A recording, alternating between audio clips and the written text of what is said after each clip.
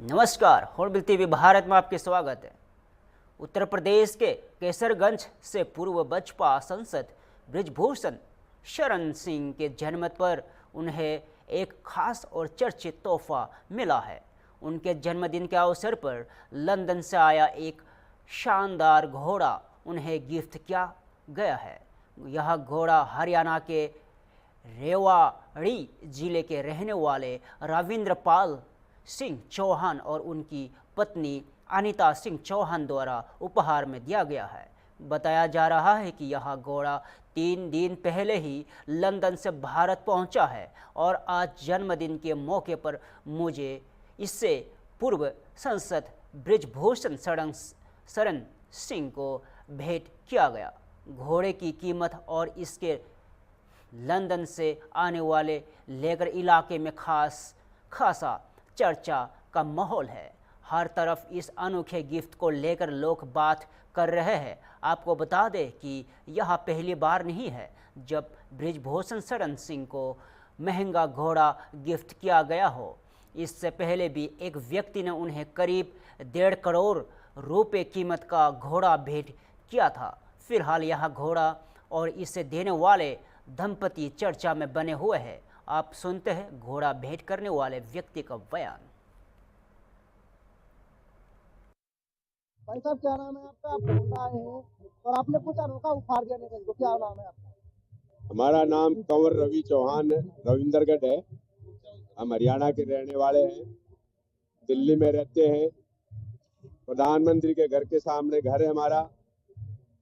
नेताजी से वहीं मुलाकात होती रहती है और वहाँ हमारे पत्नी के घोड़े भी हैं। वहीं पर 100 घोड़े दिल्ली के अंदर हैं।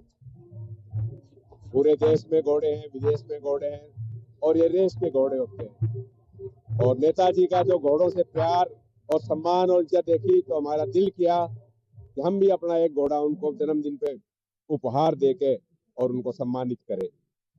घोड़ा आदिकाल से शक्ति का प्रतीक होता है, शासन का प्रतीक होता है। तो हमने सही जगह पे सही इंसान को घोड़ा भेंट करके और उपहार देके और एक बहुत अच्छा कार्य हमारी पत्नी के कहने से किया। इन्होंने ही ये मेरे को सलाह दी, विचार दिया कि ये अच्छा घोड़ा इनको देंगे। ये घोड़ा कहाँ से आया और किस ये नस्ल का है? ये घोड़ा थोरोब्रेड नस्ल होती है। रेसिंग की पूरी दुनिया में एक अलग नस्ल होती है, थोरोब्रेड।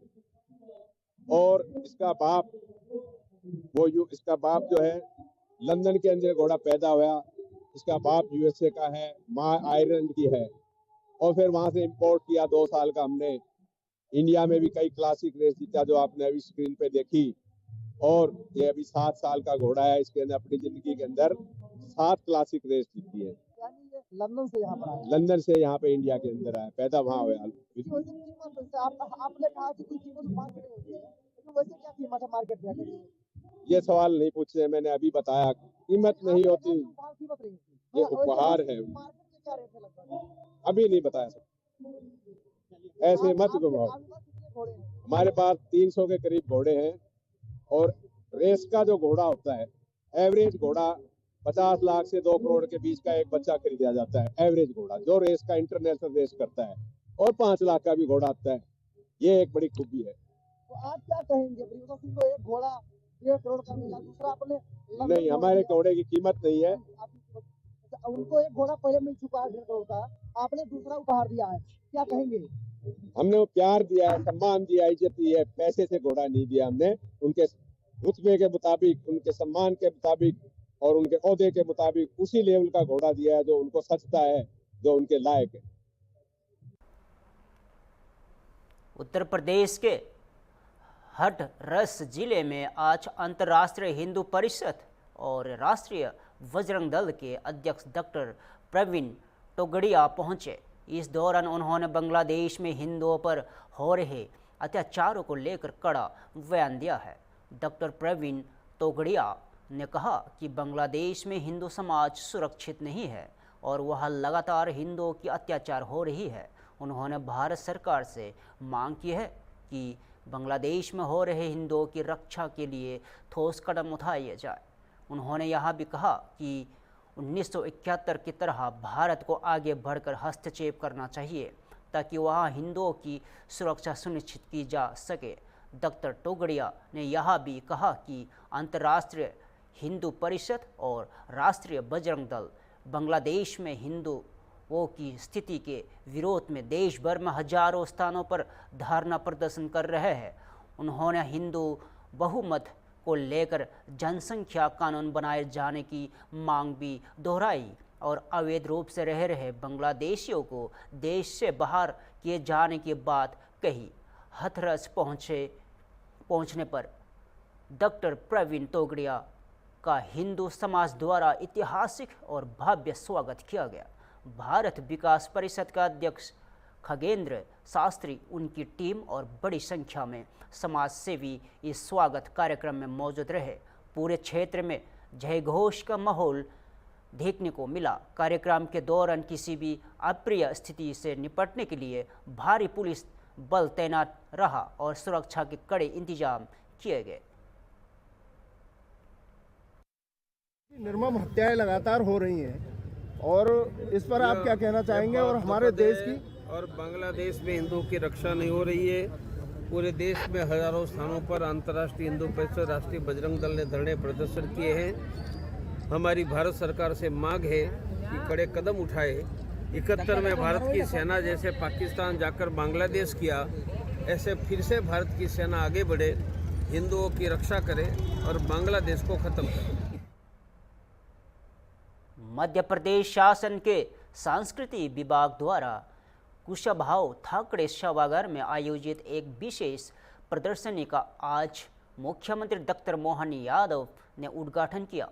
यह प्रदर्शनी वर्ष 2022 और 23 के लिए डॉक्टर विष्णु श्रीधर वाकनकर राष्ट्रीय सम्मान से अलंकृत पद्मश्री डॉक्टर यशोधर मठपाल द्वारा निर्मित रेखा चित्रों पर आधारित है। मुख्यमंत्री डॉक्टर मोहन यादव ने रिबन काट कर प्रदर्शनी का विधिवत उद्घाटन किया और प्रदर्शनी में लगाए गए रेखा चित्रों का अवलोकन भी किया और इस अवसर पर उन्होंने मिट्टी का दिया बनाकर भारतीय संस्कृति, परंपराओं और लोक जीवन के प्रति अपनी गहरी आस्था को व्यक्त किया। मुख्यमंत्री ने अपने संबोधन में डॉक्टर विष्णु श्रीधर और वाकनकर के ऐतिहासिक योगदान को याद करते हुए कहा कि उज्जैन के समीप शुद्ध समय गणना को लेकर किया गया उनका कार्य सदैव स्मरणीय रहेगा। उन्होंने डॉक्टर वाकनकर की वैचारिक प्रतिबद्धता और राजनीतिक दूरदर्शिता की भी सराहना की। इस मौके पर मुख्यमंत्री डॉक्टर मोहन यादव ने एक महत्वपूर्ण घोषणा करते हुए कहा कि रातापानी टाइगर रिजर्व को अब डॉक्टर विष्णु श्रीधर वाकनकर के नाम से जाना जाएगा। प्रदर्शनी के उद्घाटन अवसर पर कला, संस्कृति और साहित्य जगत से जुड़े कई जनमान्य लोग मौजूद रहे। वाकनकर जी का कितने प्रकार से स्मरण करो, क्या एक व्यक्ति में कितनी प्रतिभा हो सकती है। और वाकनकर जी के उस सुदीर्घ अपने स्वर्णिम जीवन काल के अलग अलग मुकाम, अलग अलग पड़ाव, वो जो जुगलबंदी के माध्यम से उज्जैन की गाथा गाते गाते जो कल्पना की गई है, सितार वादन संगीत का उनका अपना बहुत अच्छा अनुभव, संगीत के जानकार और कितने अलग अलग प्रकार के लोगों को उनके साथ जोड़कर उनके जीवन की दिशा बदल दी वाकनकर जी ने। मूर्ति कला, चित्रकला, पुरातत्व और संस्कृत, डोंगला, मूलतः वो उज्जैन के जंतर मंतर में पंडित पुरुषोत्तम जोशी जी के साथ जाकर के उनके संस्कृत सीखने का उनने अपना एक क्रम चालू किया।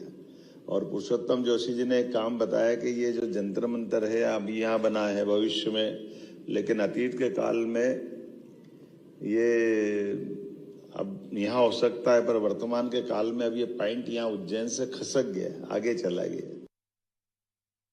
मध्य प्रदेश कल्चर और धर्मस्व विभाग द्वारा हम उज्जैन में भी 14 तारीख से बड़ा पर्व महाकाल उत्सव का मना रहे हैं कि हाँ, हमारे लिए सोमनाथ, महाकाल भगवान के उस दौर के साथ साथ ये कला संस्कृति के भी बड़े बड़े प्रमाण हैं जिनके माध्यम से आस्था हमारी मजबूत होती है। वाकणकर जी ने जो उज्जैन में यूनिवर्सिटी में विक्रम में संग्रहालय चालू किया था, बाद में विक्रम कीर्ति मंदिर भी बना था, जो हमारे पंडित व्यास जी महाराज ने उस पे सूर्यनारायण व्यास जी ने बनवाया था। तो हमने वो संग्रहालय भी अच्छा करा दिया, विक्रम कीर्ति मंदिर भी अच्छा करा रहे हैं और संग्रहालय को बिल्कुल आधुनिक यंत्रों के साथ उनकी सारी सहेजी हुई सामग्रियों को संरक्षित करते हुए।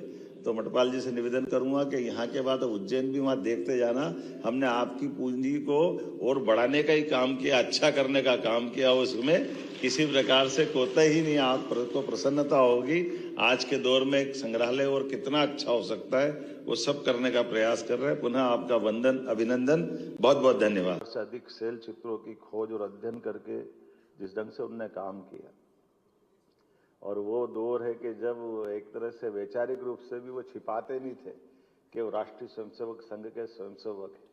और उस आपातकाल के दौर में इंदिरा गांधी जी ने उनको पद्मश्री अनाउंस किया। ये भी हमारे लिए उस दौर का, और दोनों दल कोई भी हो, लेकिन उनकी उस चुनौती के काल में भी, और वो घटना भी बड़ी जोरदार है। आज राष्ट्रीय स्वयंसेवक संघ का शताब्दी वर्ष चल रहा है। ये भी स्मरण करना पड़ेगा कि जब प्रकाश चंद्र सेठी जी ने आके बताया, वो उज्जैन के थे, मुख्यमंत्री थे, कि वाकणकर जी आपको पद्मश्री मिली है, आपको दिल्ली पद्मश्री लेके जाना है, आना है आपको। तो लेने जाने के लिए जैसे वाकणकर जी का स्वभाव था कि मैं तो अपने गणवेश में जाऊँगा, हाफ पैंट पहन करके, उनको देना हो तो दे, नहीं देना हो तो मत दे। सेठी जी उलझन में पड़े कि ये कौन सा संकट है। अब जिस संघ पे प्रतिबंध लगा दिया, उसकी गणवेश पहन के आप पुरस्कार लेने जाओगे तो फिर वो देना कि नहीं देना। लेकिन वाकणकर जी ने कहा उनकी इच्छा हो तो दो, नहीं तो मत दो। बड़ी मुश्किल से वाकणकर जी इस बात के लिए सेठी जी ने उनको तैयार किया कि एक काम करो, संघ की टोपी लगा लो, बाकी का तो आप शुभ रवेश पहन लो तो चलेगा अपना, लेकिन टोपी चल जाएगी। वाकणकर जी का वो आग्रह, और वाकणकर जी ने वाकई संघ की काली टोपी लगा करके पद्मश्री ली। ये भी उस दौर में जब आपातकाल में हजारों लोग जेल में बंद है संघ के कारण से, लेकिन वाकणकर जी अपने विचारों के लिए कैसे प्रतिबद्ध है। सच में उनकी जितनी बात करो उतना कम है। इसीलिए हमारी सरकार ने उनके सम्मान में, जहाँ भीम बेटका है, ये रातापानी अभयारण्य डॉक्टर विष्णु श्रीधर वाकणकर के नाम पे करने का निर्णय किया है। हमें इस बात का आनंद है। हम इस तरह से उनके उस योगदान को स्मरण भी कर रहे हैं, और ये एक तरह से फॉरेस्ट के लिए भी उनका नाम गया। अभी जंगल वाले क्षेत्र में वाकणकर जी बचे थे, तो उनके कामों के आधार पर वो सब क्षेत्रों के साथ साथ वन विभाग में भी उनका काम का उल्लेख उनके नाम से जाना जाएगा। मैं मान के चलता हूँ। आज जब मैं यशोधर मटपाल जी की बात करता हूं तो इनके आज संगोष्ठी का आयोजन किया गया, सम्मान किया जा रहा। मुख्यमंत्री जी ने, डॉक्टर मोहन यादव जी ने सम्मान किया है, क्योंकि उनका ये कहना है कि ये मध्य प्रदेश ने पहली बार मेरे लिए किया, जहाँ का मैं रहने वाला हूँ। मुझे वहाँ सम्मान नहीं मिला, लेकिन मध्य प्रदेश ने पहले किया। पुरातत्व को लेकर क्या कहना चाहेंगे? जी, पुरातत्व को लेकर ये कहना चाहूँगी कि सच में नो डाउट है कि मध्य प्रदेश इस क्षेत्र में बहुत अग्रणी काम कर रहा है। हम अपनी धरोहरों को संचित कर रहे हैं। जो प्रोफेसर मटपाल को जो हमने जो सम्मान दिया, तो वो मतलब मुझे ऐसा लगता है कि एक व्यक्ति के पूरे जीवन का जो संचित होता है, जो उसने अपना जीवन इस देश को दिया, इस प्रदेश को दिया, इस शहर को दिया, उसके लिए उनको जो सम्मान किया गया वो बहुत ही अद्वितीय है। और आज का ये कार्यक्रम नो डाउट 3 दिवसीय जो प्रोग्राम है, इसके अंदर बहुत सारे ऐसे विशेष जो हमारे विशेषज्ञ आएंगे, जिनके तथ्यात्मक वो अपनी बातें रखेंगे, जिनसे बहुत कुछ सार निकल के आएगा और देश उनसे कुछ सीखेगा। तो हम आशा ये करते हैं कि ऐसे कार्यक्रम लगातार चलते रहे, जिससे कि हमारे देश को और अग्रणी भूमिका निभाने में मदद मिले। इसमें एक चीज़ और थी, जैसे अब कुछ आज वर्तमान में निर्माणों को लेकर लगातार परिवर्तन किया गया है, लेकिन उससे पुरातत्व को कोई नुकसान हो सकता है, उसके लिए क्या कहना चाहिए? नहीं, पुरातत्व को देखिए, पुरातत्व का काम जो है वो पुरानी धरोहरों को संचित करना है। अब जो नवीन निर्माण है वो नो डाउट देश को आगे बढ़ाने के लिए हमें प्रागैतिहासिक जो हमारे इतिहास है उसके साथ में हम नवीनतम प्रगति करें, उसके लिए है वो। तो पुरानी चीज़ों को नुकसान हम नहीं पहुंचाएंगे और उनको संरक्षित करेंगे। यह भी हाल हमारे माननीय मुख्यमंत्री जी ने भी बोला कि हमारा ये उद्देश्य है कि हम अपनी पुरानी धरोहरों को संचित करते हुए आगे विकास करें। अच्छा, भारत में अगर हम बात करें तो भारत में मध्य प्रदेश किस स्थिति में दिख रहा है? क्या मुझे नंबर 1 लगता हो है कि सकता जी हाँ, बिल्कुल नंबर 1 हो सकता है मध्य प्रदेश, क्योंकि माननीय मुख्यमंत्री सच में इसकी संवेदनशील है। वो इसके लिए बहुत ही अपना जो विशेष ध्यान देते हैं। और हमारा जो अभिलेखागार है ये विभाग भी अपनी पूर्ण चेतना से काम कर रहा है। तो नो डाउट हम देश में नंबर 1 जरूर बन सकते हैं। पुरातत्व को लेकर मध्य प्रदेश में आपका सम्मान किया गया है। इस वर्तमान की स्थिति में जो परिवर्तन आ रहा है किस तरह है? देखिए, एक तो ऐसा होता है कि अगर मायके वाले सम्मान करते हैं तो ज़्यादा खुशी होती है। हमारा एक किस्म से मायका है कि हमने यहाँ अपने युवा अवस्था में हमने यहाँ बिताया है और यहाँ का जनकाल के आप जानते हैं कि भीमबेटका की सारी रिकॉर्डिंग मेरी है। वाकणकर जी ने पूजा जरूर, जो उनके पास इतना समय नहीं था कि वो मैंने हर पेंटिंग अच्छा, हम बात अगर करें उसकी कि अगर अभी वर्तमान में जो परिवर्तन आ रहा है, जो चेंज आ रहा है, उसमें लगातार जो है पुरातत्व को मध्य प्रदेश में किस तरह से करेंगे तो कुछ के लाभ मिल पाएंगे? नहीं, देखिए, अभी जो जैसा मुख्यमंत्री जी ने कहा है यहाँ बहुत संभावनाएं है, मैंने वो खुद वाले सचेत है, इसलिए इसमें कोई घबराने की जरूरत नहीं। मध्य प्रदेश पहले नंबर पे आता है? हाँ, बिल्कुल आता है। बिल्कुल, सबसे टॉप पे तो मध्य प्रदेश ही है। प्रधानमंत्री नरेंद्र मोदी 10 से 12 जनवरी 2026 तक गुजरात के दौरे पर रहेंगे। प्रधानमंत्री कार्यालय की ओर से जारी बयान के अनुसार पीएम मोदी 10 जनवरी की शाम को सोमनाथ पहुंचेंगे। पीएमओ के मुताबिक 10 जनवरी की रात करीब 8 बजे प्रधानमंत्री नरेंद्र मोदी ओंकार मंत्र जप में हिस्सा लेंगे। इसके बाद वहां सोमनाथ मंदिर परिसर में आयोजित भव्य ड्रोन शो का अवलोकन करेंगे। 11 जनवरी को प्रधानमंत्री का कार्यक्रम भी व्यस्त रहेगा। सुबह करीब 9:45 पर प्रधानमंत्री शौर्य यात्रा में शामिल होंगे। यह यात्रा सोमनाथ मंदिर की रक्षा करते हुए अपने प्राणों की आहुति देने वाले अनगिनत वीर योद्धाओं को श्रद्धांजलि देने के उद्देश्य से निकली जाती है। इसके बाद सुबह करीब 10:15 पर प्रधानमंत्री सोमनाथ मंदिर में दर्शन और पूजा अर्चना करेंगे। सुबह करीब 11 बजे प्रधानमंत्री सोमनाथ स्वाभिमान पर्व के अवसर पर आयोजित एक सार्वजनिक कार्यक्रम में भी हिस्सा लेंगे। इस पूरे दौरे को लेकर प्रशासन की ओर से तैयारियां तेज कर दी गई है। गिर सोमनाथ के पुलिस अधीक्षक जयदीप जडेजा ने जानकारी देते हुए बताया कि प्रधानमंत्री 10 जनवरी की शाम को सोमनाथ पहुंचेंगे, जहां वहां के कार्यक्रमों और बैठकों में हिस्सा लेंगे। इसके बाद 11 जनवरी की सुबह सोमनाथ महादेव में पूजा अर्चना करेंगे और फिर एक रोड शो भी प्रस्तावित है।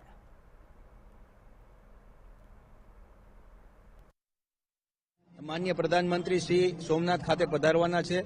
सोमनाथ स्वाभिमान पर्व अंतर्गत वडाप्रधान नरेंद्र मोदी साहेब અહીં આવશે। સોમનાથ મંદિરમાં પૂજા અર્ચન કરવાના છે। ત્યારબાદ એક રોડ શો થવાનો છે। રોડ શોમાં ગુજરાત પોલીસના 108 તાલીમબદ્ધ અશ્વોનું શક્તિ પ્રદર્શન થવાનું છે, જેને આપણે શૌર્ય યાત્રા એવું નામ આપ્યું છે। એના બાદ પછી જે રાત્રે બધા જે પ્રોગ્રામ છે એમાં સાહેબ રહેવાના છે અને રાત્રે ભવ્યાતિ ભવ્ય ડ્રોન શોનું પણ એક આયોજન કરેલું છે, એને પણ માનનીય પ્રધાનમંત્રી શ્રી નિહાળવાના છે। ત્યારબાદ 11 તારીખના સવારના કાર્યક્રમ છે, જેમાં આપણા સોમનાથ ખાતેના વેરાવળ સર્કલથી કરી અને વેરાવળના સંઘ સર્કલથી કરી આપણે હમીરજી સર્કલ સુધી એક ભવ્યાતિ ભવ્ય રોડ શોનું આયોજન થનારું છે। આમાં પણ સર ભાગ લેવાના છે। ત્યારબાદ સોમનાથ મંદિરમાં પૂજા અર્ચન કર્યા બાદ જે સદભાવના ગ્રાઉન્ડ આવેલું છે સોમનાથ ખાતે, ત્યાં ખૂબ મોટી જંગી જનસભાને સંબોધવાના છે આ રીતનો તેમનો 10 અને 11 તારીખનો કાર્યક્રમ છે.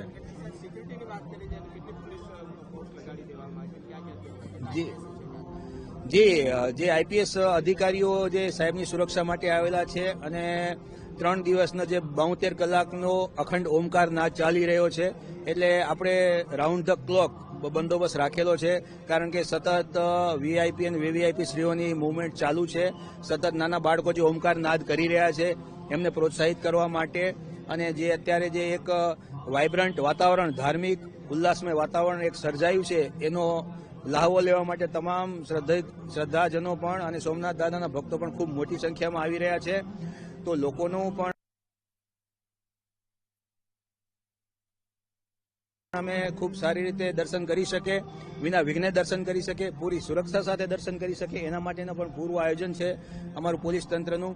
લગભગ 25થી વધારે આઈપીએસ કક્ષાના અધિકારીઓ એમાં ભાગ લીધેલો છે. ડીવાયએસપી કક્ષાના 50થી 60 અધિકારીઓ, પીઆઈ કક્ષાના 125 અધિકારીઓ, પીએસઆઈ કક્ષાના 150થી વધારે અધિકારીઓ અને 2000થી વધારે સ્ટાફ તેમજ માઉન્ટેડ પોલીસ પણ છે. આપણે સાગર સમુદ્ર કિનારો છે, તો અમે સમુદ્ર કિનારે પણ સમુદ્રની અંદર પણ આપણી જે મરીન પોલીસ છે, કોસ્ટગાર્ડ છે, નેવી છે, એ બધા પણ સુરક્ષા રાખી રહ્યા છે, જેથી જે સોમનાથ સ્વાભિમાન પર્વ છે એ ખૂબ સુરક્ષાપૂર્ણ વાતાવરણમાં અને અતિ ઉલ્લાસ સાથે આપણે ઉજવી શકીએ.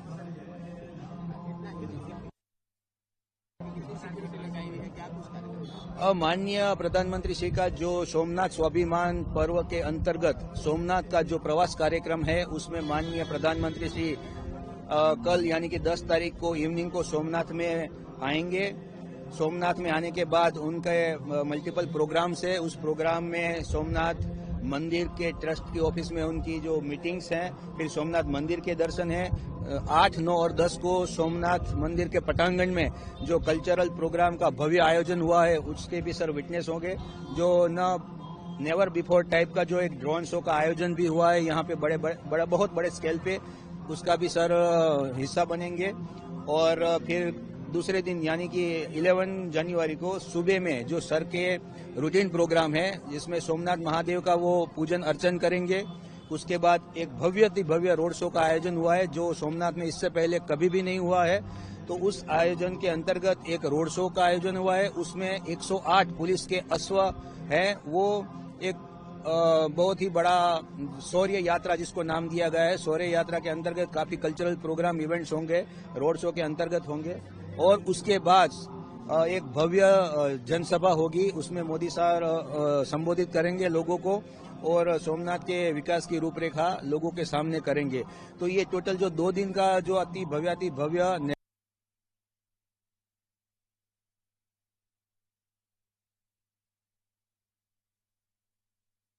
नेवर बिफोर, न भूतो न भविष्यति, उस प्रकार का एक प्रोग्राम का जो आयोजन हुआ है, उसके आयोजन के अंतर्गत गुजरात पुलिस ने बहुत गंभीरता से लिया हुआ है. माननीय डीजीसी KLN राव सर भी कल यहाँ पे आए थे. सारे सुरक्षा व्यवस्था का उन्होंने खुद हर एक पॉइंट पे जाके इंतजाम चेक किए हैं और हमें काफी अच्छे वैल्यूएबल इंस्ट्रक्शन दिए हैं. और हमें जो भी पुलिस फोर्स की जरूरियात थी, उन्होंने वो काफी प्रोएक्टिवली हमें प्रोवाइड की है. तो we are very thankful to deputy CM sir, CM sir और डीजी सर के. उन्होंने हमारी जो भी रिक्वायरमेंट है वो पूरी की है, ताकि ये जो न भूतो न भविष्यति सोमनाथ स्वाभिमान पर्व है वो एकदम सुरक्षापूर्ण माहौल में और उल्लासपूर्ण माहौल में संपन्न हो सके. मैंने आपको बताया कि लगभग 20+ आईपीएस रैंक के ऑफिसर हैं. उसके अलावा पीआई, पीएसआई और डेप्यूटी और अदर रैंक सब मिलके टोटल 2200 के आसपास की पुलिस है. उसके अलावा हमारी एसआरपी की 3 कंपनियां हैं. एसएएफ जो गुजरात की स्पेशल एक्शन फोर्स है, जो क्राउड कंट्रोल करती है और किसी भी सिचुएशन को टैकल करने के लिए काफी ट्रेंड है, उसका भी हमने इसमें उपयोग किया है. तो माननीय डीजी सर की तरफ से ये भी हमें प्रोवाइड किया गया है. और हमारी माउंटेड पुलिस है, हमारी मरीन पुलिस भी है. और हम ऐसे कह सकते हैं कि धरती, जल, थल और आकाश तीनों की सुरक्षा के लिए हम प्रयासरत हैं. Thank you. फिलहाल के लिए इतना ही. ताज़ा खबरों देखते रहिए होम टीवी भारत.